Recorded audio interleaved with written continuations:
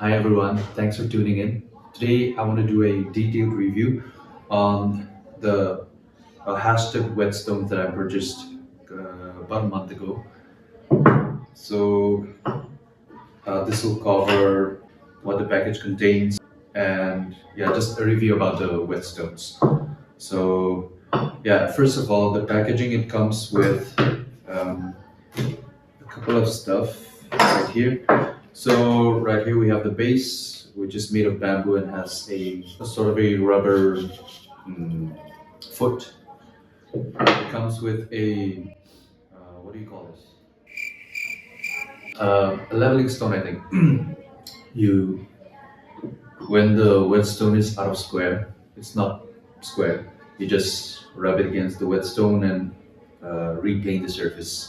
So yeah, that's there. It comes with two rubber feet for the whetstones that goes inside the base like this, and it also comes with a leather strap and a jig for sharpening your knife. So there's a small slit in the middle. So you put your knife in here like this and rub it against the whetstone. Helps you hold a consistent angle. Yeah, I've actually used the whetstones a couple of times, so it's not as clean as it came in a box when I first purchased it. So yeah, we'll just prime this up and let's get into it.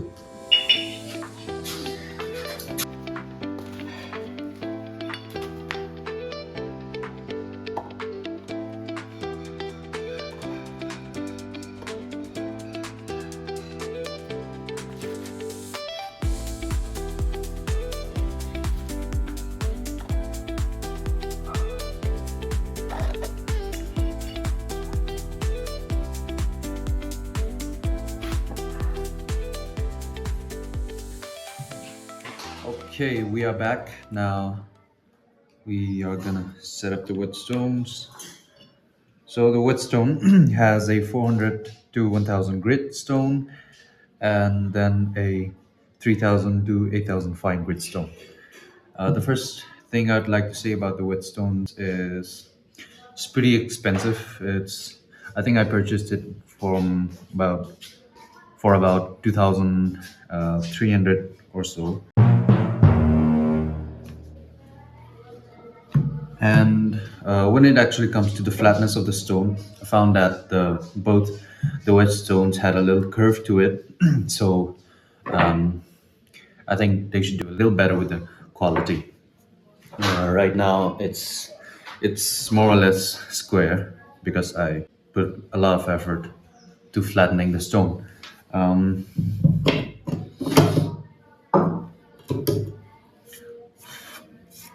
and we are gonna sharpen my number six planer blade. Oh, yeah. Okay, first thing you gotta do is clean the blade up and also have a jig.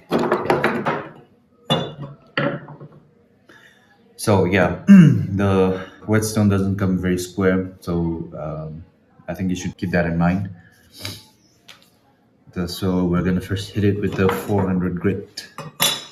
Now another interesting thing that I found, and I'm not sure why this is so. I think it might have to do with the hardness of the blade.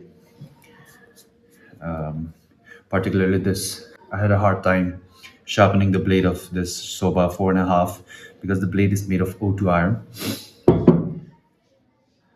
But then this one's a little softer, but still it doesn't cut that well when you just so when you just hit it here,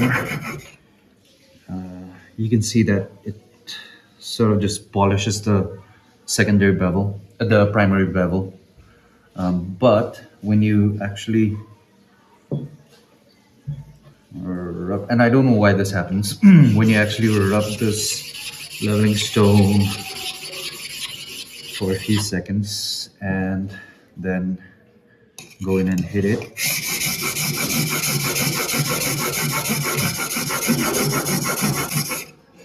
and make sure you turn and do the other side also to maintain the surface of the whetstone.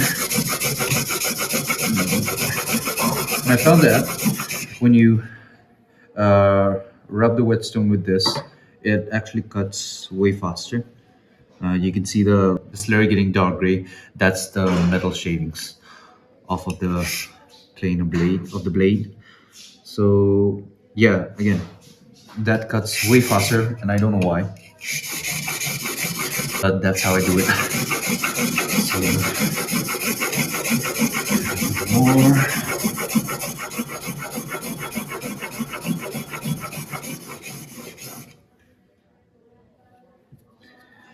and I think that would be enough for a primary bevel.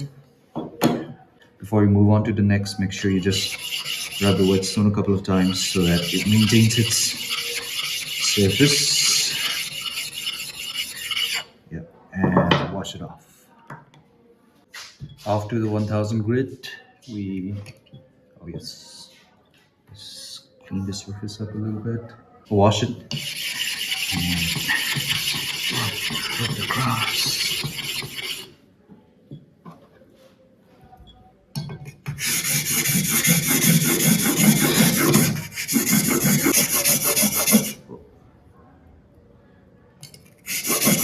You gotta make sure there are no dirt or any particles around, otherwise it causes the blade to not be as sharp as you want it to be.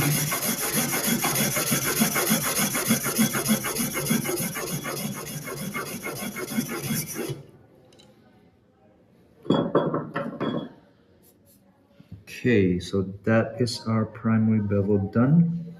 We are gonna head off to 3000 and 8000 for the secondary bevel. Now, I don't know if it matters that much, but when I change the my whetstones, I also change the surface of the leveling stone so that you don't mix the slurry of the previous whetstone with this, because this is the final grade whetstone. Anyways, just rub that off and set it. And I found that the 3000 and 8000 grid actually cuts faster, actually cuts way more efficient than the previous whetstone. I think I got a defect.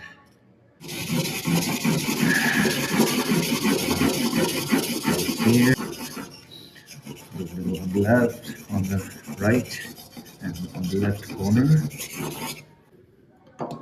And now wash that off. And we head off to the 8000 grit, which would be the 8000 grit would be considered superfine by few, but a few would consider superfine to be about 16,000 grit or more. But yeah, we're going to consider it superfine or very fine. And we're going to do one last hit. You can already feel the burr forming. That's good. Now, make sure there's nothing on here.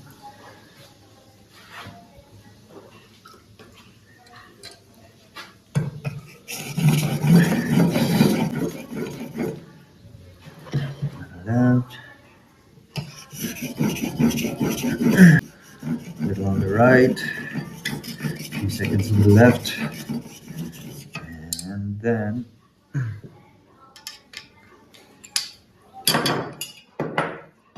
now that we're done with establishing the primary and secondary bevel, we're going to use what a technique by David Charles called the ruler method. That is, you just put up a ruler on the corner of the whetstone and use the other corner to sort of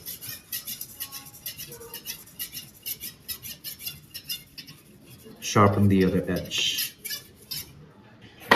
And it just takes a few seconds. That helps take off the burr and makes it really sharp. Then we head to the leather strap. It's a little smaller than what I would use for my planer, but on blade, but and you just go around it. Make sure you hit all the surface for 20-30 times.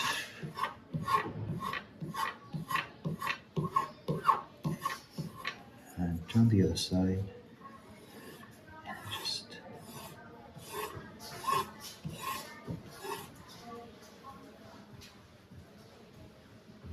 and that gives you, I don't know if you can see it, but it gives you a very smooth, polished mirror surface.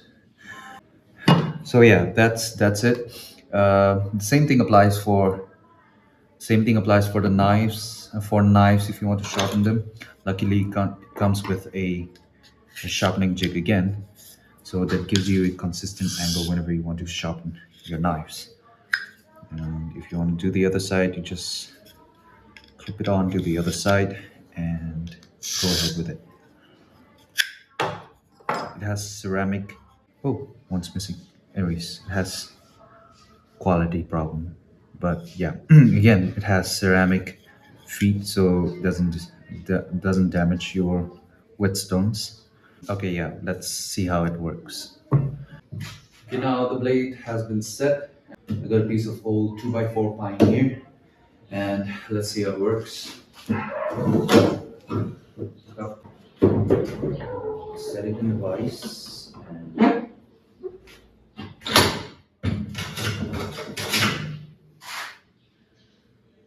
just a little bit. Okay. Now, there we go. Super sharp, super smooth, and this is still a pretty thick shaving, but still it goes really smooth. Yeah, that's it. So that's an end shaving, full shaving end to end. I would recommend it for woodworkers, chefs, or anyone who likes their blades sharp. Um, the price is a little expensive, but still, it's a huge upgrade from the normal Anand sharpening stones that you would get for 200 rupees. But the thing to remember again is how flat the sharpening stone comes. Mine, unfortunately, did not come as flat as I had hoped, but I had it fixed. So that's about it. Yeah. So yeah, I think that covers up pretty much everything about the whetstone. If you like it, if you like the whetstone, please do buy it. I'll leave that up to your discretion. I'll leave the link in my description below. So I hope this video was helpful for you. If you like the video, please do like, share, subscribe, and see you in the next video. Bye bye.